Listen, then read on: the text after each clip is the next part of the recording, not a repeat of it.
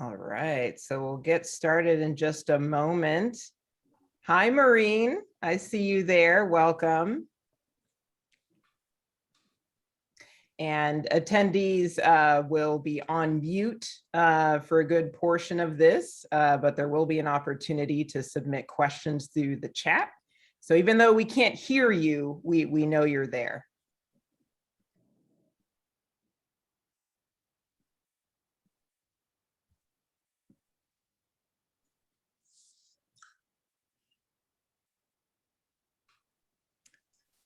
So we're going to give it maybe just a couple of minutes, for people to hop on. Some people may be finishing up work or getting ready for dinner or finishing that up. So we'll get started in just a couple minutes here.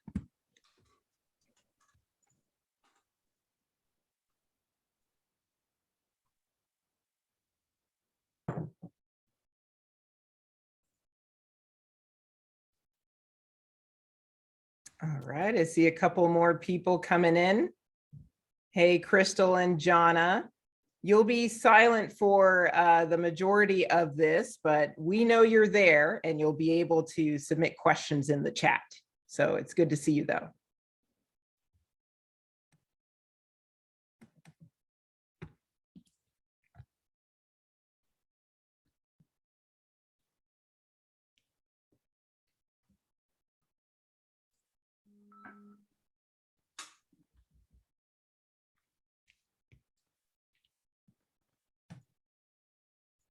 And we'll shoot for starting at closer to 6:05. I see a couple more people popping in here.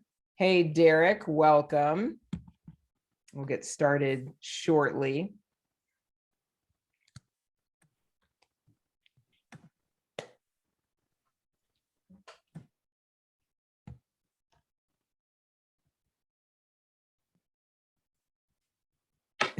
I see Jonna is already ready. She's ready for her questions. Thanks for submitting that, Jonna. We'll make sure we ask Run Come See a little later in the program.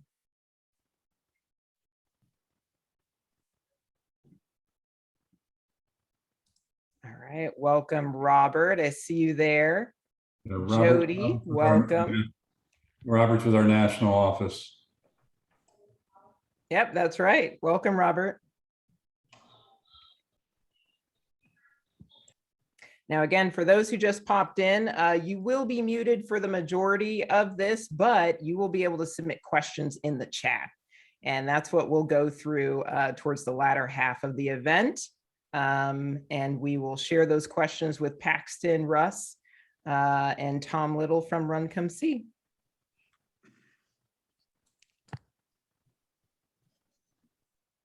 And again, we'll be getting started closer to 6:05. We've got about 2 minutes.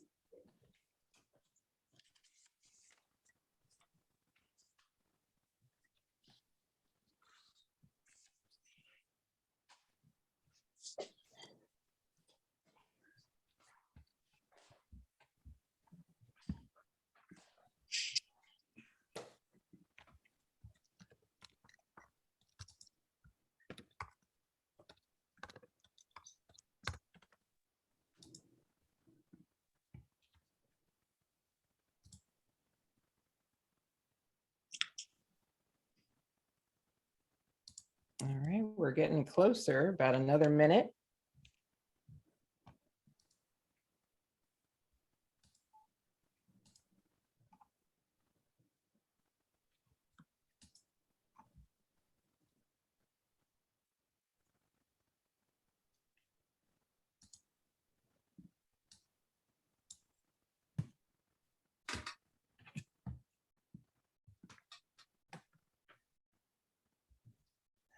Someone needs the link to join. Let's see here.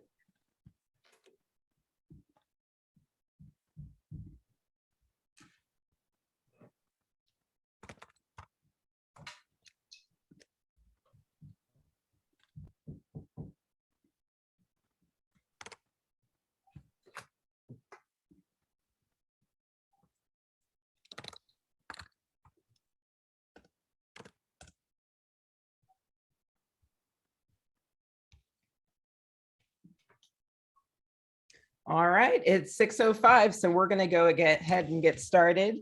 Welcome to the Fireside Chat with Paxton Baker, a minority owner of the Washington Nationals Baseball Club. We are super excited to have Paxton here tonight to answer our questions. And we also have musical entertainment coming to you from DC-based band Run Come See. So sit back and relax. We're gonna go through a couple of introductions and then we'll turn it over to our CEO and President Russ Snyder, who will be conducting the interview with Paxton. And then we're gonna take a little music break and then we're gonna open it up for questions for all you wonderful people in the audience. Next slide, please. So first, why are we all here tonight? We are Volunteers of America Chesapeake and Carolinas, and you are here tonight to support the vulnerable and low-income individuals that we serve in your community in the Virginia and DC area. So first, I should introduce myself. My name is Nicole Granger. I'm the Executive Director of Fundraising and Development at Volunteers of America Chesapeake and Carolinas. I'm super excited to have you all join us tonight. I first wanted to provide a little bit of an overview of VOA because some of you may not be familiar with us. And for those of you who are, it'll be just a little bit of review. So we are a faith-based Christian church without walls and a health and human services nonprofit. We've been around since 1896, which means we're actually celebrating our 125th anniversary this year, which is amazing. And we started in the Baltimore area in Maryland, and then we kind of grew and branched out into Virginia, DC, and now North and South Carolina. The Fireside Chat is one of the several virtual events that are a part of our Harvest for Hope campaign, which supports the low-income men, women, and children we serve in the Virginia and DC areas. So up on the screen is just a little breakdown of our impact over the past year. You can see on the left, we served about 1,300 individuals and provided them mental wellness, primary care, and recovery support in DC and Virginia. So we have a VOA Hope Center based in DC that provides behavioral health services to those with severe mental illness, substance use disorders, or co-occurring conditions. And the whole goal there is to serve the underserved and the underinsured. Now, also last year, we served about 660 families and individuals through our homeless services, primarily in the Loudoun and Alexandria areas of Virginia. So we've got a couple of shelters, some rapid rehousing programs, and we provide all the supportive services that an individual would need, whether it's being connected to employment or other benefits and community services, so that they can remain independent and get back on their feet. We also served about 150 adults with intellectual developmental disabilities and provided them all the care and support that they need. We have in-home supports that we provide. We also offer community integration, basically everything that an individual living with a disability would need to live a fulfilling life. Next slide. Now, that's not all. We also serve 250 veterans and their families in Virginia.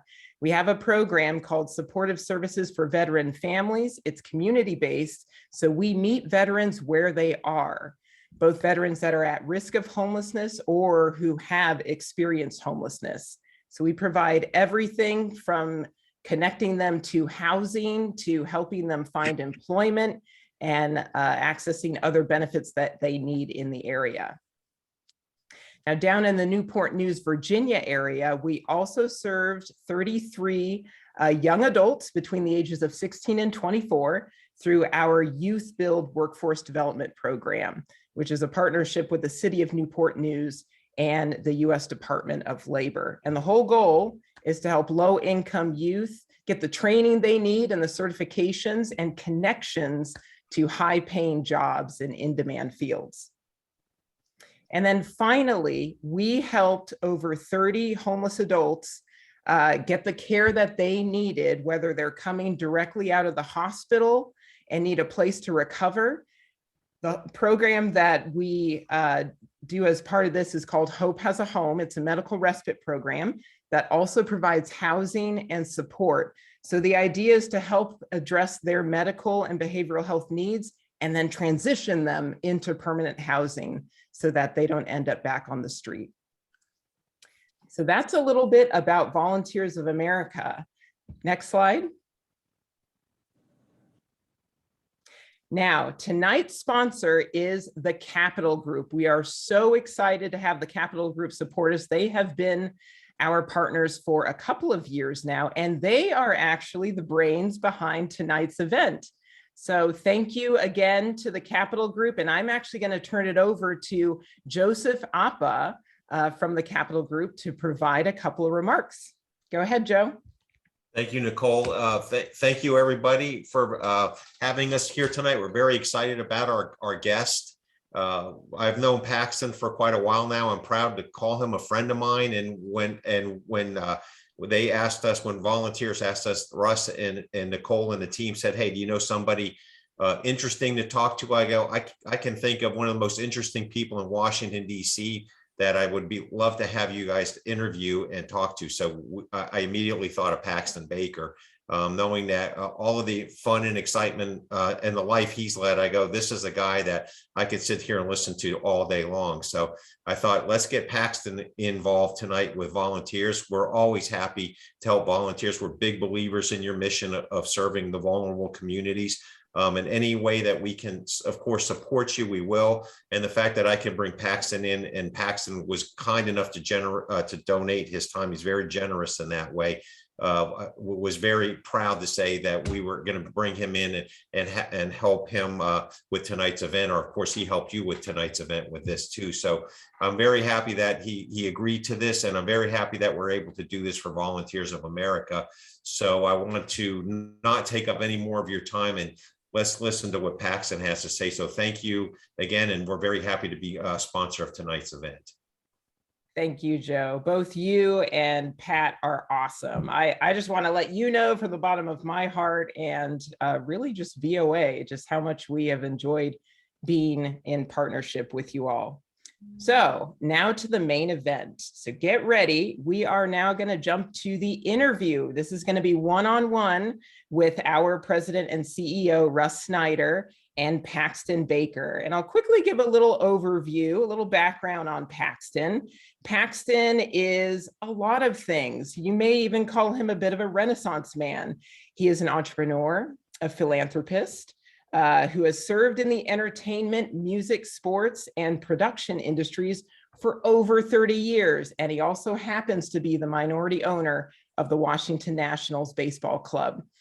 And we are going to open up to the audience towards the end for questions. So even if you have a burning question and you don't want to save it until the end, put it in the chat and we will get to you towards the latter half of the event.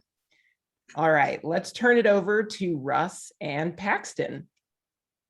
Great. Well, good evening, everybody. And I just want to say thank you to Joe Appa and to Pat Durbin. The Capital Group has been a wonderful partner of Volunteers America, Chesapeake and Carolinas for a while. And thank you all for joining us tonight. And Paxton, that goes to you too. I know we had a conversation a week or so ago, and you know, our World Series team didn't win, but you know, we rooted for them very hard. But maybe next year, we'll get back next year. Maybe the Nats will be in there next year. But thanks again for joining us. And you all are in for a treat tonight. Paxton is just a man of God, a man who loves to serve, and you'll hear a lot about him, what his stories are around, and get a little bit into a few questions here. So Paxton, you've had a great experience in running and owning companies and being part of big businesses and many businesses in your lifetime. You're a philanthropist, you've been in the entertainment, music, sports, and production industries, and being a minority of the Washington Nationals Baseball Club is just part of your path and part of your story. I've done a lot of things in my life, but honestly, when we talked a couple of weeks ago, and hearing what Nicole introduced you, I mean, you've been very successful in so many areas. Our audience is, I'm sure, very curious, like me, to really know your story and where you came from, and what brought you to your career and, what you're all about, what's your DNA. So Paxton, love to hear from you. Well, thank you, Russ. Sincerely appreciate that. And I also want to thank Nicole for the kind words, and also my good friend Joe Appa as well for the kind words. And I'll simply say that humble beginnings, born in Compton, California in 1960, youngest of 6 children. And that's kind of where I got my start in life. And I credit my mother with being the kind of the anchor of my life. And I was raised an Orthodox Seventh-day Adventist, which is a very strange thing to be in Compton, California in the 1960s. The neighborhoods that I grew up in, it was almost like we were kind of aliens. And I was, when I say Orthodox, from the perspective of diet, which is one of the key principles that my mother taught me. And I am at soon to be 61 years old, a lifelong vegetarian. And and was raised with a consciousness around diet, also sound physical health is kind of being one of the core pieces. And along with that, a positive mental attitude. And that's something that my mother engendered in me from childhood, and something I've kept as life would have it in growing up. Kind of you certainly learn a lot of different things from the neighborhoods and culture that's a part of your life and that you grow up in. So thankful to have been born in California. I think it's a great state. I think it affords many opportunities. My family integrated Christian schools from private school to Christian school in 2nd grade. And this was about 1966, 67. And even though it was Christian schools, it was still during the 60s, and racial inequities were very, very deep. And so that was a challenge, one for me from the perspective of integrating general society and learning about just the broader realm of society and how to get along with people, and being raised in African-American neighborhoods. So it was a kind of a dichotomy, and one that I'm glad that I had the opportunity to learn as a young person, because it certainly has helped me as I've grown. My mother also engendered a very solid love of travel, and made sure that for all of the breaks that we could, every single time we had the opportunity to get out of the city, that we did. And I learned an appreciation of nature at a very young age, and something I've cherished the whole of my life, that travel bug. And it's now taken me all over the whole of the world. Many of the things that my mother taught me early on: passion, purpose, discipline, applied faith, I've been able to grow with the whole of my life. When I was 17, a older gentleman gave me a book called Think and Grow Rich. And the author was Napoleon Hill. And that book, along with the Bible, have been the 2 cornerstones of my life. And a lot of the things that my mother taught me, from just kind of a homey way, Napoleon Hill kind of put together in a very, very, very, very great script. And I think it's one of the most amazing books. He was inspired by the great Andrew Carnegie, who was credited with, I guess, kind of building more millionaires at the time than any other person had before him. And when he first said to Napoleon Hill that he would outdo him, Napoleon Hill, who was from backwoods West Virginia, didn't believe him, and began to write this book. And it took him about 30 years to pen it. And it has influenced me and numerous other people that I know over the course of my lifetime. It's interesting when I kind of look across and you look at people who've been influenced. One of my favorite bands in the world, if not my favorite band, is Earth, Wind, and Fire. And I recognized early on a lot of those principles that Maurice White had put in writing the lyrics of Earth, Wind, and Fire songs. And then it wasn't a surprise to me in time when Maurice White actually said that one of his big influences was Napoleon Hill as well. So I can't say enough about reading, and also kind of positive mental attitude and things along those lines. As far as, I guess, kind of like my start, as I mentioned, born in Compton, lived in California till I was 14, and then ended up going to a boarding academy outside of Philadelphia in Pottstown, Pennsylvania. And my life has been one of travel since then. I've lived in 11 states, 17 cities in 11 states. I have traveled to all of the 50 states, and finished visiting all 50 states in 2016. And very proud to call myself an American. I've been blessed to travel pretty much the whole of the world, and have never had an issue anywhere I go being an American. And traveling, finishing that travel bit to complete out all the 50 states helped me to understand the country that much better, and to understand everything from politics to just kind of culture across the whole of the country. And so I kind of really feel travel is important to be out there. I'll kind of bring it back to, I guess, kind of where I'm at today. Was a lot of the things that I've done have, when something, you're kind of applying yourself in a particular field or particular endeavor, more so than field, and opportunities come out. So the bulk of a lot of the accomplishments I've done while working on a project. So literally in real time, while you're working on something, something else opens up in real time. You apply yourself to that, another door opens, another door opens, another door opens. And you've heard the saying that when one door closes, another one opens. That certainly has been an integral part of my living and being. And I can say that that has applied to me. But I would also say that when one door opens, another door opens as well, not just the closing of the door. So many of the opportunities and things that I've been given an opportunity to do have come from literally applying myself. And I say the bulk of my greater accomplishments in life have come from literally while applying myself in a given endeavor or a given field. So I think blessings are magnetic, and that we attract things to ourselves that are meaningful. And one success leads to another, and leads to another, leads to another. So as far as career, enjoyed a long stretch in the entertainment business. I graduated from Temple University, and I started doing shows while I was a college student in the 1980s, and about 1984. And when I first started producing concerts, it was just literally from a love of doing it.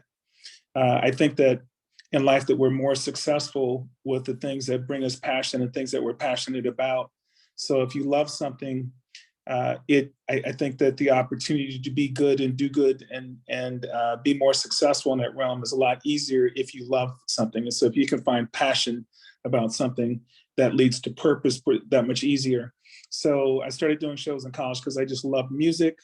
And little did I know when I first started doing shows that it would lead me around the whole of the world doing something, actually getting paid for something that I would have done for free.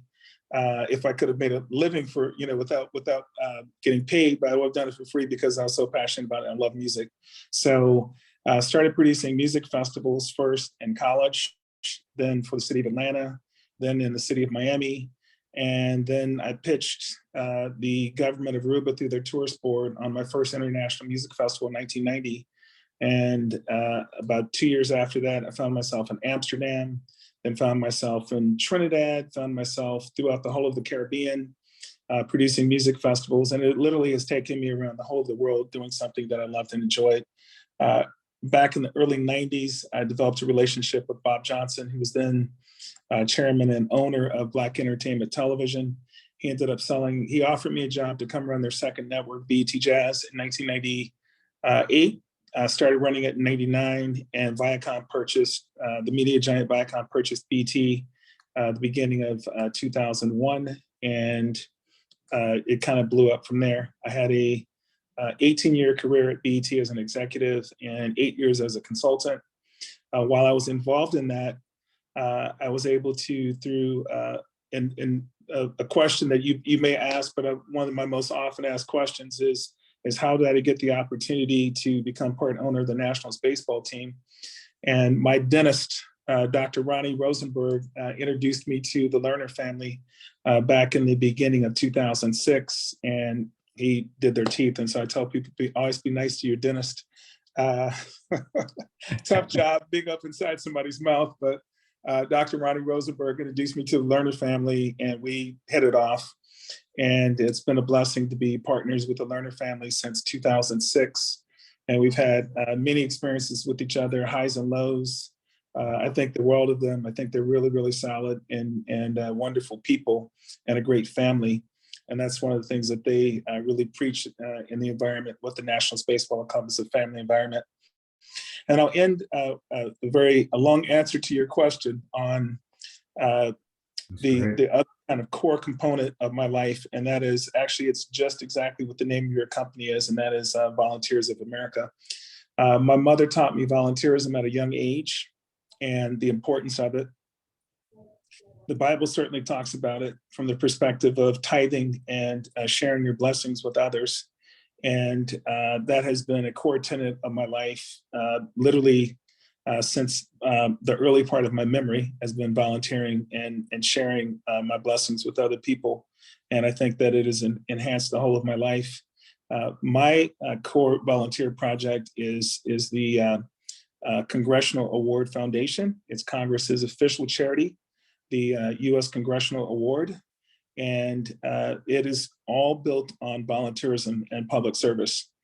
It was started in 1979 by then Senator Malcolm Wallop from Wyoming, a Republican, and a Congressman Frank Howard from New Jersey. It is a totally bipartisan or nonpartisan organization, and it's one of the things in Washington, D.C. that the U.S. Congress can agree on. And we have about 56,000 young people in the program nationwide earning their congressional medal. It's $25 to join, but we waive it for financial hardship. And you can find out about it on uscongressionalaward.org. And I've been a part of the organization since '03 and chairman since '07.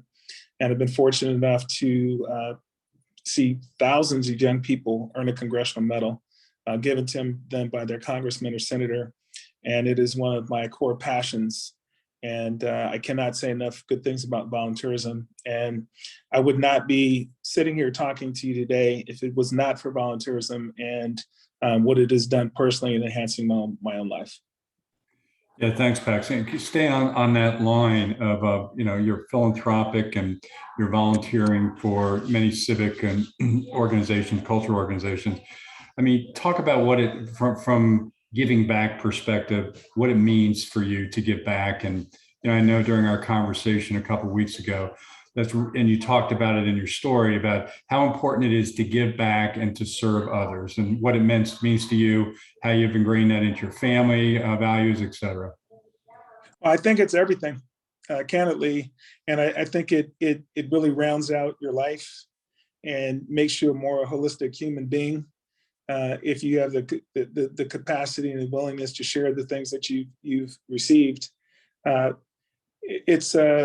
you never know what's going to happen in life and what the turns are that happen to you, and the kindness and sharing that you give to others, it comes back tenfold, and often in ways that you couldn't even begin to imagine when you do the sharing. And I think that also it can over time, from a almost kind of the more you do it, the more well-rounded you become, but also just the more it becomes your nature, it becomes your own human nature. It kind of transmutes itself into your own DNA, and it's the first thought. It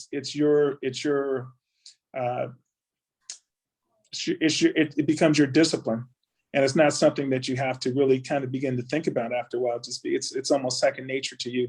So giving and sharing to me is an integral part of it. And then also, I think that Napoleon Hill talks a lot about it in his book when he talks about the power of the subconscious mind and influencing the subconscious mind, that by sharing, you actually convince yourself that you can do it and you have enough for yourself. And so you convince yourself through that process that you have enough and that you don't have to worry. So it kind of abates some of your own internal fears. And also, I think it enhances you in every single capacity of your life. Yeah, it's a wonderful perspective to share. Thank you. I'm going to turn now to probably your favorite topic, and particularly in 2019 when our wonderful team, the Washington Nationals, won the World Series. Everybody cheers. Everybody's got to give a big clap, shout out for that. Tonight, we're going to be announcing as part of this event the winners of a special plaque of the Washington Post front page featuring the historic win. Tell us, your experience of being a minority owner of a Major League Baseball team, and particularly one, as you described, your interactions with the Lerner family, You hear wonderful things about them, and they're all true from, I've never met them, but talk about your experience working within that family environment and how that builds culture, how that builds a winning spirit, and how it builds success. Certainly. So my very first meeting that I had with, so the learners are, of course, Ted and Annette, the parents, and then the children are Mark Lerner, Debbie Lerner, and Marla Lerner. Their two husbands, Ed Cohn and Bob Tannenbaum. I met them early on. My first meeting with them was scheduled to be about 45 minutes. And almost 3 hours later, when I left the conversation with them, I thought to myself, well, if this team is fortunate enough to get the ownership nod from baseball, then I'm going to be a part of their team. I walked out of that room that day knowing for certain that the interview that I had was kind of like dialed in. And there were so many things that were in common. The learners, of course, are Jewish. I was raised an Orthodox Seventh-day Adventist. And there were just like literally continual things that kind of fit. By way of just a little bit of history, the Washington Nationals were the Montreal Expos. And so Washington, the original baseball teams, there were plenty of them early on, and as far back as the 1860s, with Washington having baseball teams. And the original team was, I believe, about 1869 to 1900. Then there was another team that came in around the early 1900s, and that became the Washington Senators. And the Senators moved from Washington to Minneapolis in 1962, then reformed and became the Washington Senators again, and left in 1974 and moved to Texas and became the Texas Rangers. And so Washington was left without a baseball team from 1974.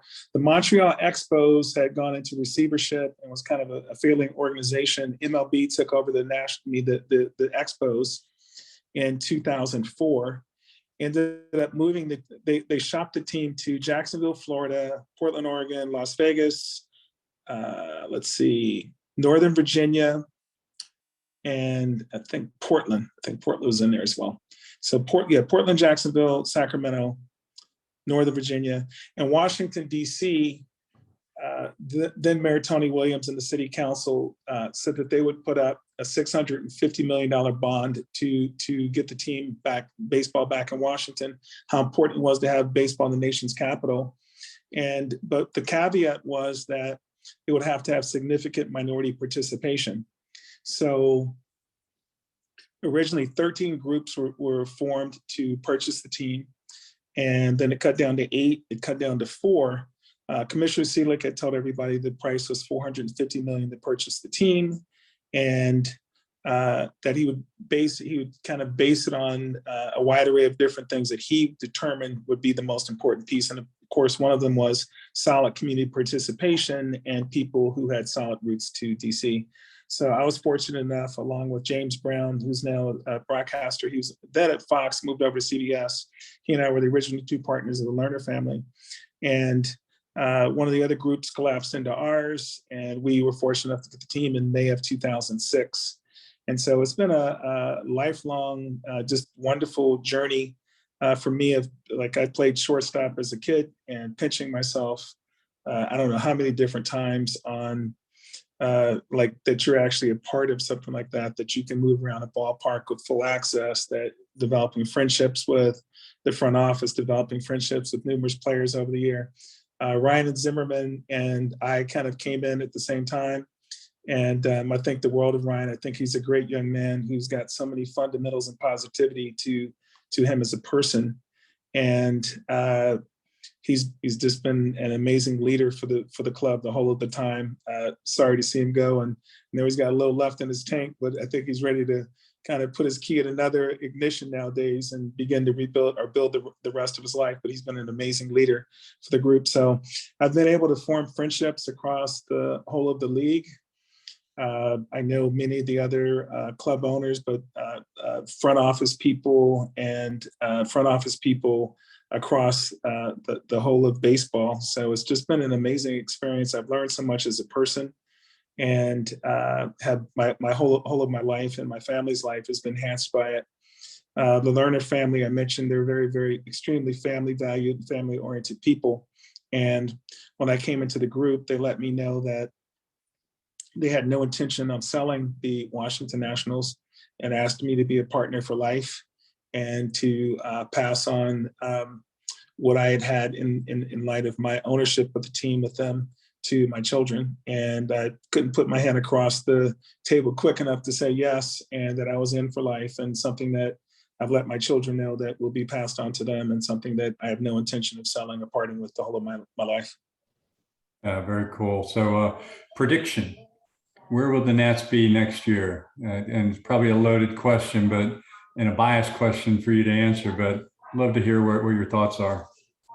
So I think one will certainly be more competitive than we were this year, which was way down at the bottom. When post World Series, we were well, during the World Series, we were actually that year we were the oldest team in baseball, and we had players like Ryan Zimmerman, who I mentioned, who came up through the draft, but also Trey Turner came up through the draft. Anthony Rizzo came up through the draft. Steven Strasburg came up through the draft. So we had a lot of players on the team who had only played for the Washington Nationals.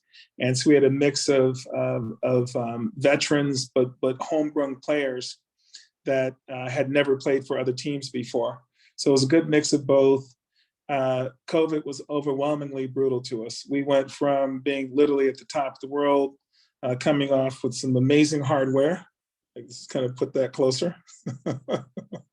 Some amazing hardware, and the World Series trophy, to COVID hitting, and our season 2 years ago started with the disaster with, I think, about roughly 12 players on the team had COVID or tested positive, to Juan Soto being out for 2 weeks. Steven Strasburg had elbow issues, and it just got off to a disastrous start for us. This year was not much better. Our first 4 games are rained out. And once again, COVID on the team, and it's just been a tough stretch. So at the trading deadline, we were open for business, and to me, we moved some great players.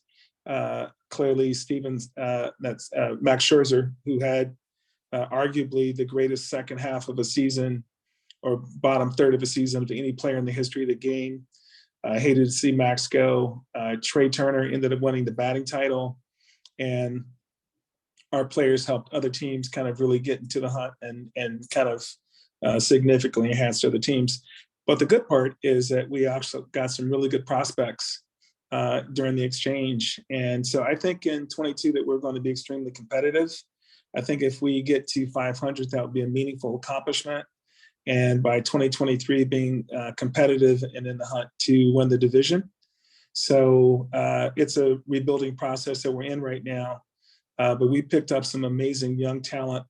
And I think we have one of the finest minds in baseball, and Mike Rizzo, who is one of the most incredible memories and feel for the game. And Mike is a rare talent from the perspective of having both that what people kind of call gut instinct, but in addition to that is statistician and somebody who can work the numbers and give you probabilities and angles as well. So he's a rare mind in that regard. So I love the team. I think we've got an amazing stadium. Of course, we've got a great city in Washington. Mayor Miro Bowser, City Council, everybody's behind us, along with the citizenry. And then we pull from the whole of the DMV, so DC, Maryland, and Virginia. And there's one thing that even congressional people kind of agree on, and that is the Washington Nationals. And I've blessed to have been fortunate enough to spend time with plenty of members of Congress, and all of them, the Nationals is their second favorite team, other than what their home team would be from where they're from. So it's been a great experience. That's great. That's great. No, thanks for sharing that. And didn't get the prediction out of you, but I kind of gathered where you're going with it. So yeah, I think if we get to 500 or a little bit better for 2022, that'll be really sound. Sure. And then I think in 23 we're going to be actively competitive. That's great.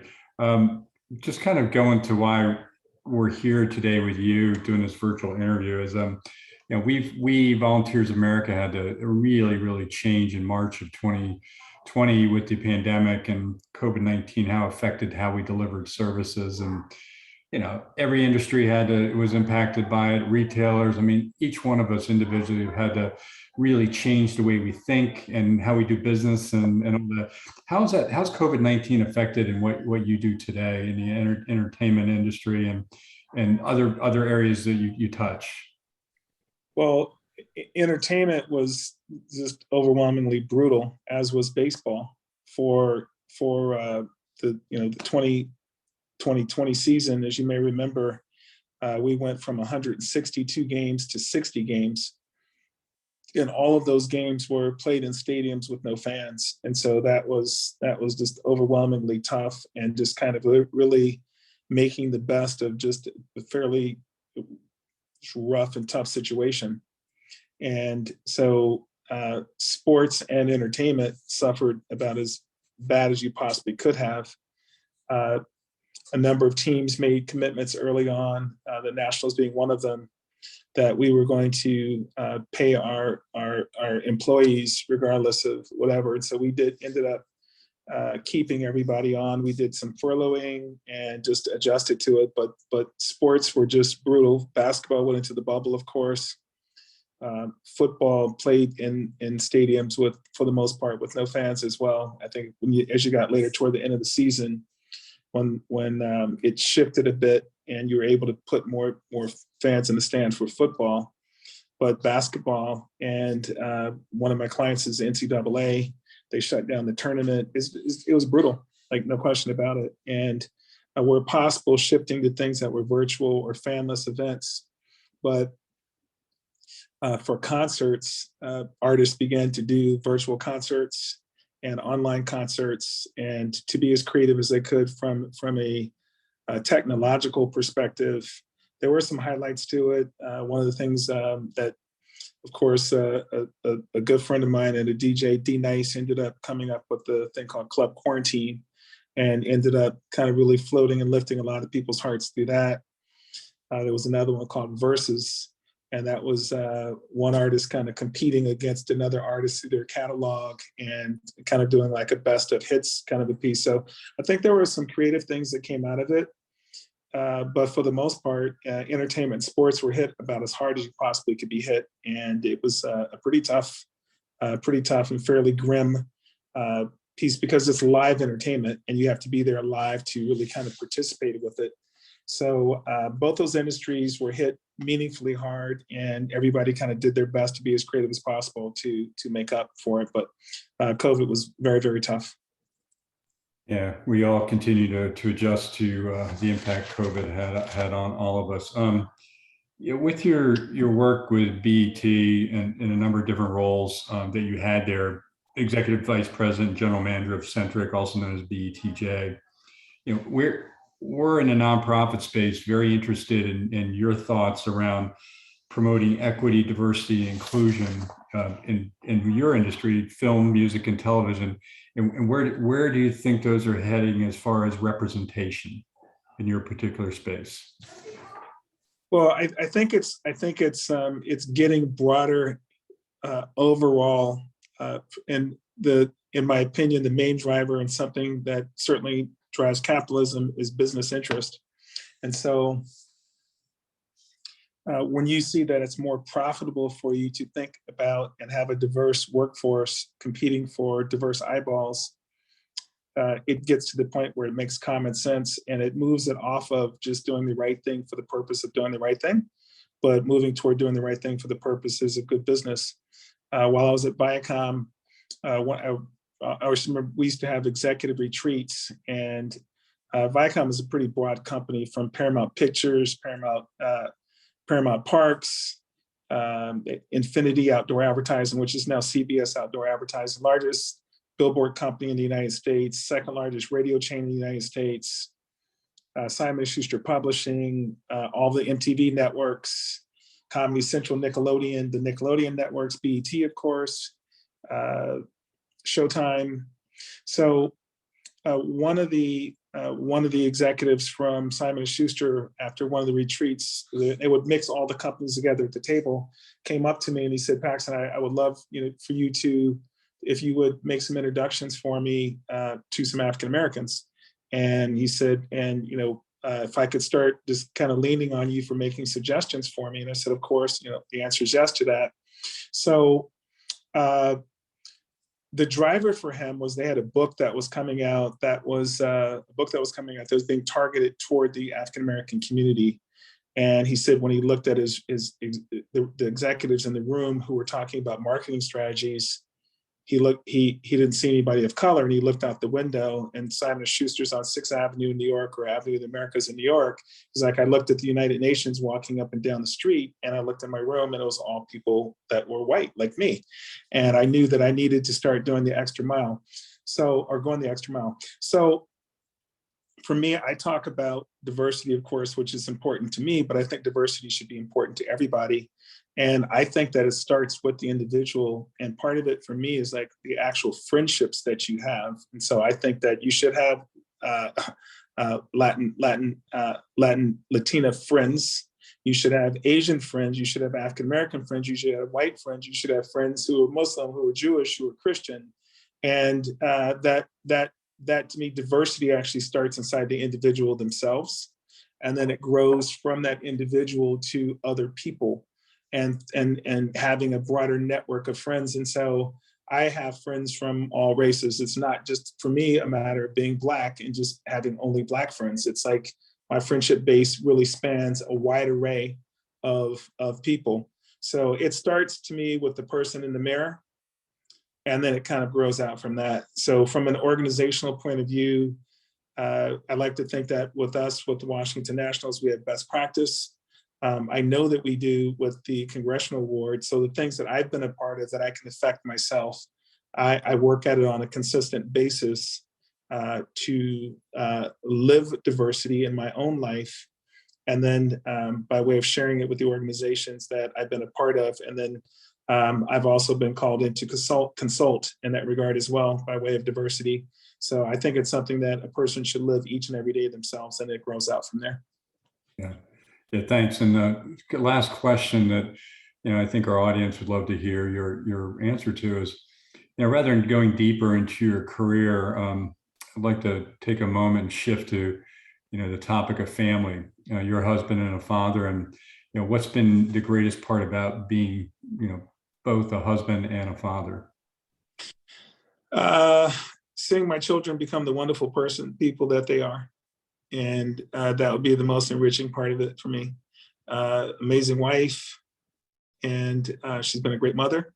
And but seeing my children grow, and when you kind of learn things and see them develop and begin to have their own personalities, their own brands, their own sense of humor, and trying to share the things that you've learned in your life with them and make a difference. And hopefully leave the world a little bit better place in which you found it yourself, and being able to pass it on to your children. Well, Paxton, thank you for your authenticity, your inspiring words, your wonderful responses, and thank you for what you do and being an example of a leader for all of us. So we really appreciate you being here tonight. My pleasure. My pleasure. I can't say enough about your organization and the capacity to give, which you personify, and literally on volunteering. That is the core of who I am as a human being. And to see that actually put together an organization that goes into, it's interesting, you actually create homes, which is something, it's like, so sometimes you hear the expression, going into the home. For you, it's a little bit deeper than that, and getting under the surface even more so than going into a home, but actually going in and actually completing homes and building the locations and places for people to move from being homeless to actually having a home. There's probably very few greater blessings that an organization can actually do in service of others than yours has done. And so as Joe mentioned, when he asked me, I said yes immediately.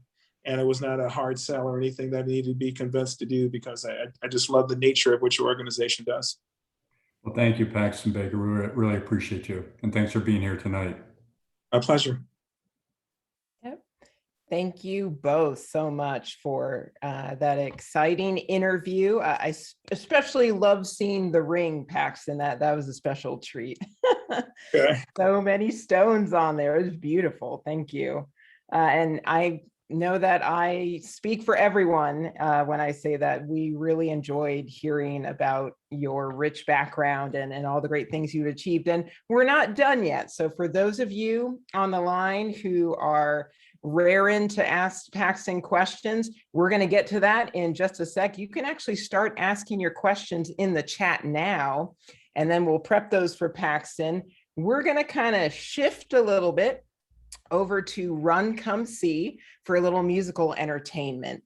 So Run Come See, I'll give you a little bit of background, is a project of DC musicians, John Figura, Tom Little, who is here with us tonight, and Fred James. And from its roots as a trio, Run Come See started with Little, Figura, and DC blues woman, singer, and songwriter Lauren Calve. They are an alt country trio and are going to play a couple of songs for you tonight with Tom. So I'm going to turn it over to Tom. Take it away. Hi, everybody. It's an honor to be here. What an amazing organization. What an amazing interview with Paxton. And I'm really happy to support you all. So yeah, I'm going to play a couple tunes. This first one is a song that I wrote after coming off the Appalachian Trail. I didn't do the whole thing, but a nice little section of it. And there's a set of ruins at the top of a beautiful mountain. And the ruins had the name of the Cloudland Hotel. And to me, that was a song. So I wrote this song. So this is called the Cloudland Hotel. I hope you guys enjoy it. The devil will always meet you at the head of a rocky trail. You could listen to his bragging, cut off his wandering tail. But there are truths to his chastisements, just like there's lies in your righteous mind. And it's up to you which side to listen to, but you might leave yourself behind. Well, there's a place upon that mountain where the land reaches up to the sky. The cool, crisp air has an electric flare as the mountaintops are wasting your eyes.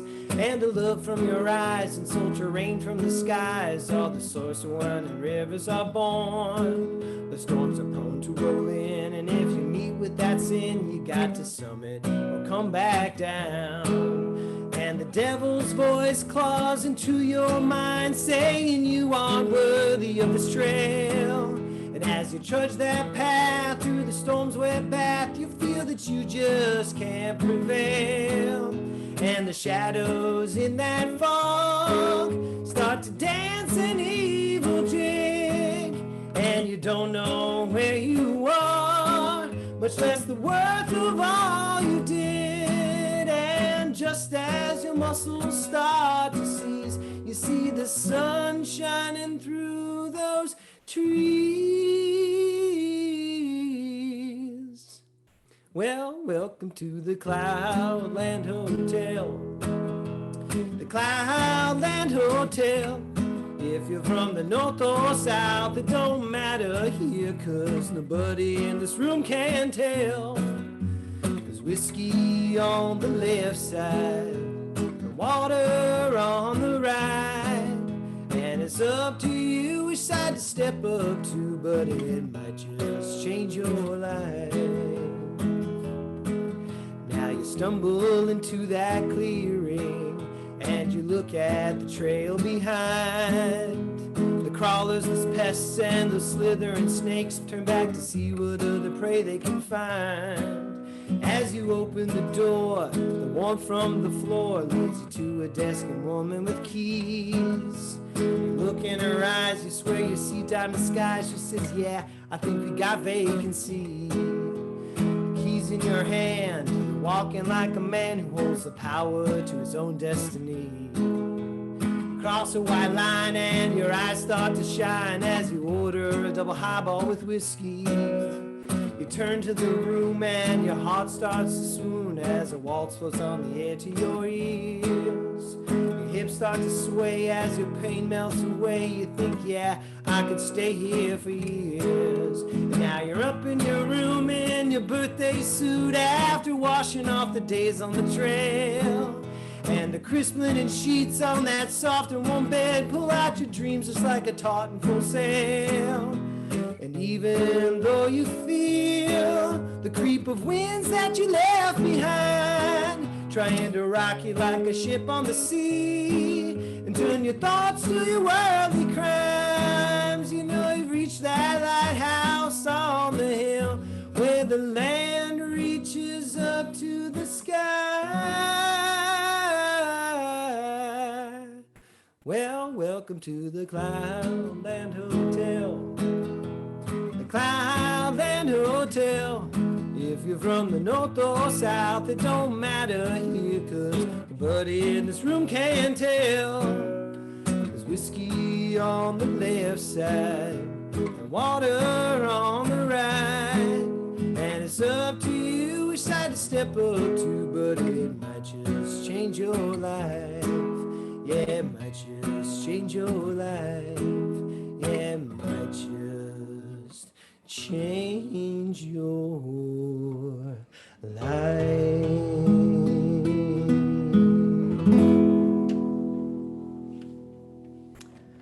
And I got one. Oh, thank you so much. I got one more for you. This one is called Lightning Bird. My favorite bird is the American goldfinch. And I used it, another name for the American goldfinch is lightning bird. And in this instant, it serves as a metaphor. So this is called Lightning Bird. Thanks so much for listening. I am a lightning bird. I am a dandelion seed. I am the speed of sound. I am a lightning bird. Golden in the sunshine, my yellow feathers burn. When the sunflowers bloom, I will come and sing to you. I am a lightning bird. I am a dandelion seed, carrying your wishes on the slightest wistful breeze. Surface current till I find a patch, soil that will please. I am a dandelion seed.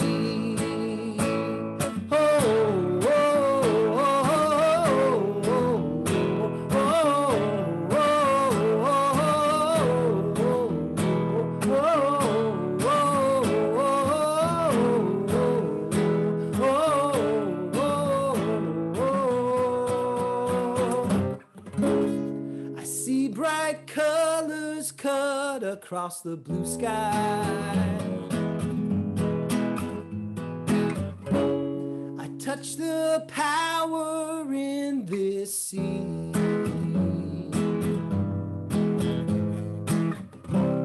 I feel vibrations all around me. They're singing all the songs I need.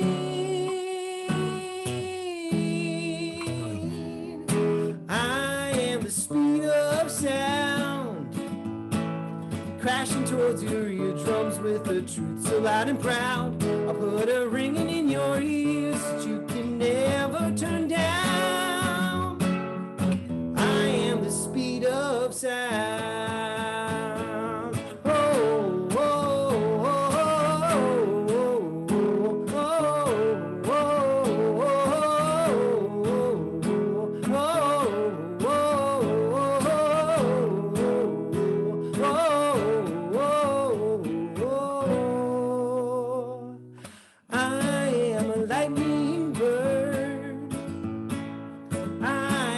dandelion seed. I am the speed of sound.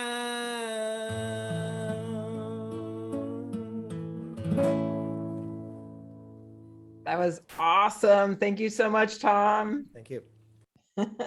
We actually, and you'll know, Jonna Sullivan, she actually had one quick question for you. before you hop off. Sure. How did you start Run Come See, and where did that name come from? Can you Sure. share with us? Yeah, so I've been playing music all my life. I teach music, and I've been playing in bands since I was in high school. And so this most recent band was, I was coming out of another band that was kind of met its logical end, and I was looking to start a project with some other songwriters, and I had met a woman named Lauren Calv, who was in our band for a while, and then a longtime friend of mine, John Figura, who I'd never been in a band with, but I loved his music. So I really love collaboration, and I really wanted to collaborate as a songwriter. Tonight you're only seeing me, but normally I have a couple other folks with me. And so I asked them to join in on a group and see what happened. And so we started writing some music together. And then one of the most ridiculous things to do, I think, as a musician is to name a band. Everything sounds terrible at first.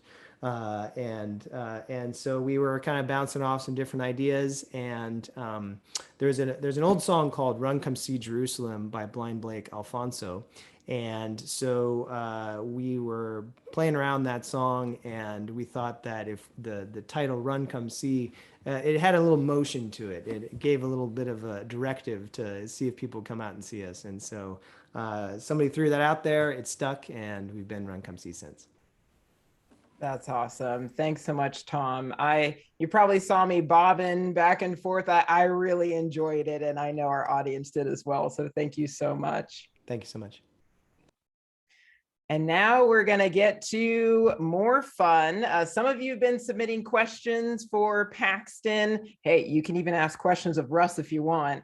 Just try to stump him. It'll be fun. So we're going to jump into questions. And we're going to throw Paxton back up on the screen so we can all see him. The first question is from Robert. And Robert says, thank you for all of those insights and for all you do for our community. Couple of questions. What is one of your favorite music festival memories? And I have another question after that, but let's answer that one first. Well, I thank you for that one. A lot of them. I'll start with like different people who I've been able to work with over my career and present in concert, from the great Harry Belafonte to Carlos Santana, who's one of like the people you kind of come up, I won't say worshiping, but like just like being massive fans of their music and loving their music with just a deep passion. So presenting Santana in concert, Harry Belafonte, Tony Bennett, to Earth, Wind & Fire, my favorite band, to I was blessed and fortunate enough to produce United Nations Day on the floor of the General Assembly in New York with Stevie Wonder. So Stevie, literally one of my greatest heroes and somebody who I just have a passionate love for, working with him. So the Stevie Wonder United Nations Day, at the top of it, my first production at the White House, working with the Herbie Hancock Institute of Jazz, touring musicians throughout the world, producing the 50th anniversary of March from Selma to Montgomery was right at the top of it for me. And then in addition to that, Marian Anderson, the 75th anniversary of her great concert on the Mall, producing that at Constitution Hall. So those would be some of my great highlights. And then just touring some of the different places that we've toured and that I've taken musicians to. Producing a video at the Taj Mahal in India with Earl Klugh, to all the different concerts I've done with Herbie Hancock and George Duke. So those would be some of my great highlights. Man, you've been all over. I heard you say the Taj Mahal, and I was like, what? That's insane. That's awesome. Yeah, sure. Yeah. Next question from Robert is, what is your personal leadership style? Collaborative leadership style. And I work to get everybody involved into decisions when possible, because I think if you get greater buy-in from people on decisions, that the whole team feels empowered by it. So I work to make as little decisions as possible, and to have the group collective, and also the VPs or the lieutenants or directors being able to be empowered to make as many decisions as possible. and to be the quieter voice of the last voice, but when needed to make the firm decisions as well. But for the most part, to get as much collaboration as I can and as much buy-in as I can from everybody involved. And I think that everybody in the group has a capacity of being an entrepreneur and a leader. So teamwork makes the dream work. That seems Absolutely. like the, and especially working with the Washington Nationals, I mean, you've got to be all about teamwork. So that's awesome. Got a question from Pat here, and he says, you've probably heard this question before. What keeps you up at night? Boy. Wow. You can thank Pat for that. Questions out there before, so I shouldn't be stumped by it. But I guess trying to anticipate things that are coming, and I do get pretty good sleep when I'm there. I sleep pretty soundly, but I guess anticipating what's next, and trying to be innovative when possible, and to be as innovative as possible, and to make things happen. And Russ asked a question earlier about COVID. That certainly kept me up because of just the uncertainty of marketplaces. And that just felt so woefully dark at different points. That was just, I mean, it was just traumatic for pretty much everybody going through it. And then I would imagine that everybody on this phone has lost friends and loved ones to it. So that has been dynamic for our country, to put it mildly, over the last couple. It feels like it's been there for a long, long time, but certainly for the last year and a half, or feels like closing in on 2 years of time. And I worked with a lot of clients who were deeply, deeply affected by it, the NCAA being one of them. So COVID has been a tremendous strain getting through that and working through it. And outside of that, just working at innovation and trying to be ahead of the curve. Awesome. Thank you for that. We've got the questions are starting to just roll on in, which is awesome. Next one is from Nicolette. Now, we talked a little bit about your background with BET and creating programming for African Americans and multicultural individuals. What strategies or programs are in place through professional baseball to attract more youth of color to play the game? Good question. So there was a gentleman named Jimmy Lee Solomon who was president of operations at one point for MLB, and Jimmy is an African-American, very dynamic human being. And he started an academy in Compton, California called the Baseball Academy, the Youth Baseball Academy. And after it was in Compton, the Nationals, I believe, came out with the second or third one. I know Houston has one. I believe Philadelphia has one. And they're in African-American neighborhoods in Washington. It's in Ward 7, and in what many consider kind of a blighted neighborhood with food deserts. And it teaches life lessons, and nutrition's an integral part of it, on the importance of a quality, balanced diet. And for the young people who are in the program, it teaches them life lessons. And the last thing it actually tries to do, believe it or not, is teach people to be baseball players, although we have 2 fields there. But jobs in sports that are around baseball and not necessarily on the field. So there's a lot for that. But the academies really focus on the whole person. And in addition to that, the Washington Nationals have been extremely innovative in our programs on hiring, both for the team itself, but in particularly for game day operations. Don't have the statistics handy, but I would probably safely say that probably about a good 70-80% of game day staff are people of color. And in addition to that, for our bidding process for small businesses, about roughly 90 to 95% of all of our bids are bid on by people of color. And we're just given great opportunity. And the program that we actually designed with the Nationals has been adopted by MLB across the board. And 15 of the 30 teams in the league now use some of the programs that we were integral in designing. That's great. And this next question kind of relates to the leadership question that happened earlier. It also kind of relates to family. When coworkers, collaborators, and family fall short of your expectations, what is your approach when aiming to lovingly correct their missteps? I work at being empathetic and try to be understanding of what caused problems. And for me, by way of kind of, I work at going the extra mile myself and trying to exhibit leadership in my own examples and my own conduct. I've learned a lot, so many things from other people over the course of my career. And I was fortunate enough to spend time with Coach K at Duke University, Mike Krzyzewski. And one of the things in their program that they teach is basically everybody kind of being a collective. And so for all the players that have come through Duke, they give them a list of everybody who works at the Cameron Arena.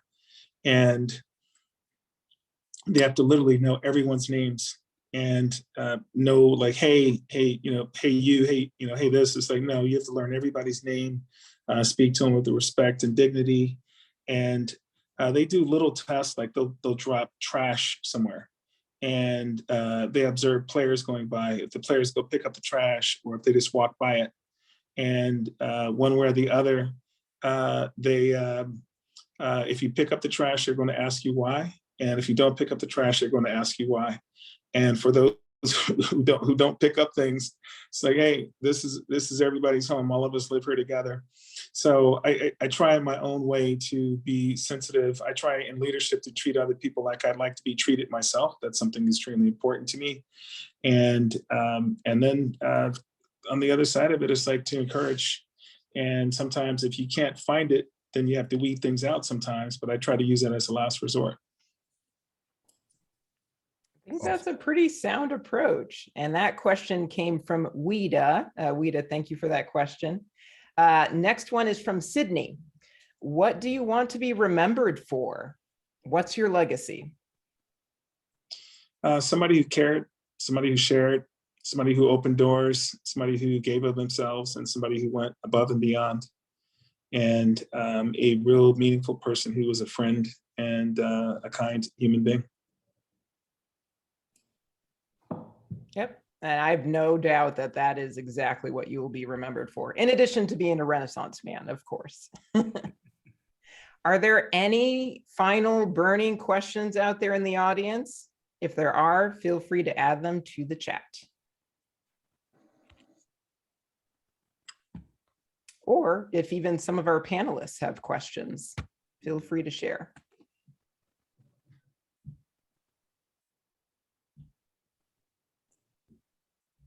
All right, going once, going twice. I do have a quick question for you, Pat. Go ahead, Joe. What's the, I know that you're not only involved with Major League Baseball, but maybe you can tell us, just to give a minute or two about some of the other things you're doing around town as far as the other professional sports leagues you're involved with as well.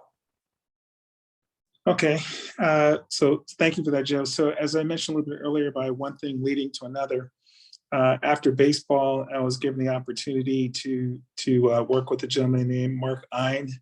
And Mark is the principal owner of the Washington Castles, and he also purchased the City Open in Washington. So I've been a partner with Mark for since 2015 with the Castles, and I was fortunate enough to get in on the last run. They won 6 championships in a row. So I got a ring that along with this one, not quite as big as this, but a ring with the Castles and the 6 trophies that they had on it. So I was thankful for that opportunity. And then now I'm a partner with the Washington Spirit, which is the National Women's Soccer League, and Steve Baldwin, who's the principal owner of that group.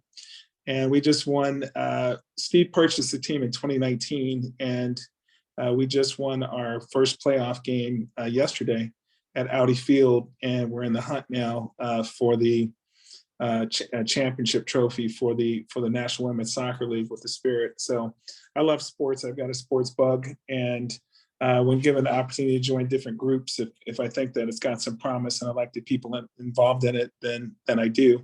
So that's something. It's a passion of mine that I'm fortunate enough to do.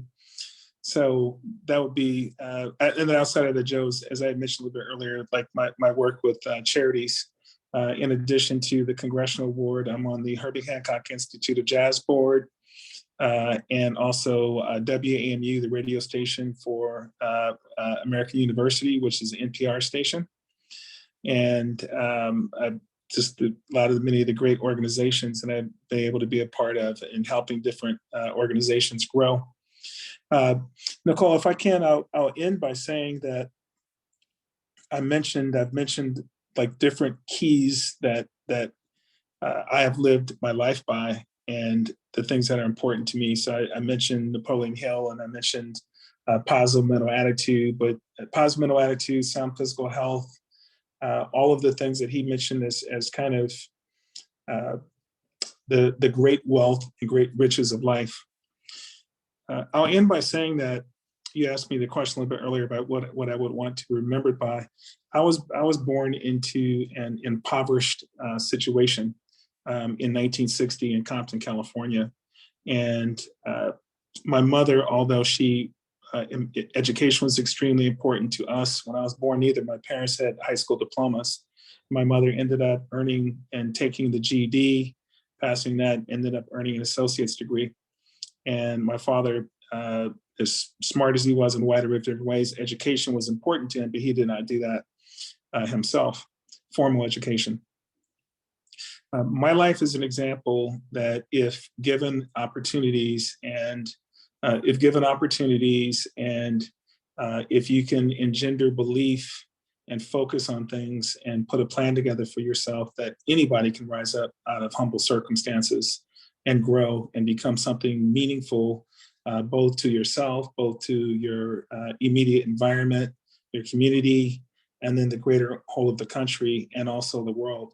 And I don't think so much of myself that I think that my story is really that unique or that different. It's just an applied story. And I applied things that I learned along the way, and things that inspired me, and very commonsensical, not really anything deep or like, it's just common sense kind of a things. And like when an opportunity comes, that another opportunity comes on the other side of it, and do right by the opportunity you have, do the job that you did, do the job that you had the opportunity to do, and other things that will come to you. And rhythm, belief, building a winning culture, building winning spirits, all of those things to me start within yourself. And like when obstacles come, just keep plugging, don't give up, just literally just keep at it, keep hammering at it. Don't play yourself short. Don't sell your own dreams short, like your own dreams, like realizing your own dreams and believing your own dreams and having confidence that you can do things. So begin with the little small things, and then kind of have those things pick up. And I believe without any equivocation whatsoever, that if I could do something, that other people can do it. And so if my life was anything and is anything, it truly is an example that you can do it. It wasn't just me, like I was not born into a special situation. I have severe ADHD,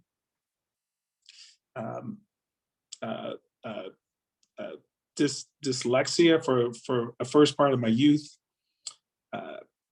I've overcome so many different things in my life, and still continue to overcome things because my life's not over yet. So I'm still learning and growing every day. But it's like, if Paxton can do it, you can do it. And because that guy was not born into a gifted silver spoon situation, and he applied himself and had enough belief that I could do some outrageous things. And when people give me opportunities, sometimes even have no clue as beginning how to go about doing them, I just have the confidence that I can get it done. And then I'll like close it with the friendship part.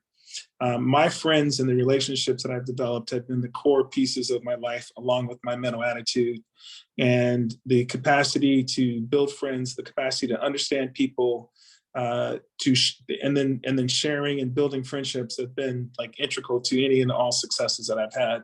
So I thank you for the opportunity to spend time with you. And if you believed anything I've said to you, please believe that anything I have achieved, you can achieve in good measure and that much more. So I've been blessed. I've been thankful. Thank you so much for Volunteers of America. Thank you, Joe Appa. For those of you who might have known me, who don't know me, I'm truly thankful each and every day of my life. And thank you for spending a little bit of time with me this evening and hearing my story. Thanks, Paxton. Really appreciate you. Thank you so much, Paxton. I don't think we could have ended this on a better note. I mean, you focused on empowerment, and that's exactly what we as Volunteers of America are here to do. We're here to help the younger versions of Paxton Baker who come from very humble beginnings and get them where they want to be and help them achieve their dreams. And so thank you. That couldn't have ended it any better. Before we close out for the night, I have an exciting announcement for two of our guests. Now, if you visited our landing page, we actually have two plaques of the front page of the Washington Post coverage of when the Washington Nationals won the 2019 World Series. So two of you tonight are winning those, and those will be going to Wida and Robert. So Wida Duncan and Robert Gibson, you are the winners of our plaques for tonight. So congratulations. We will reach out to you separately to arrange for that. And I just want to, from the bottom of my heart, from the bottom of Volunteers of America's heart, I want to thank everyone for being here tonight. Thank you, Tom from Rum Come See. Thank you, Paxton. Thank you, Joe and Pat from the Capital Group. Thank you all for supporting Volunteers of America, and I hope you have a wonderful evening. Well, thank you. As well, it's very inspirational. Thank you. Thank you, Paxton. My pleasure. Have Thanks a for good having me. night. Good night.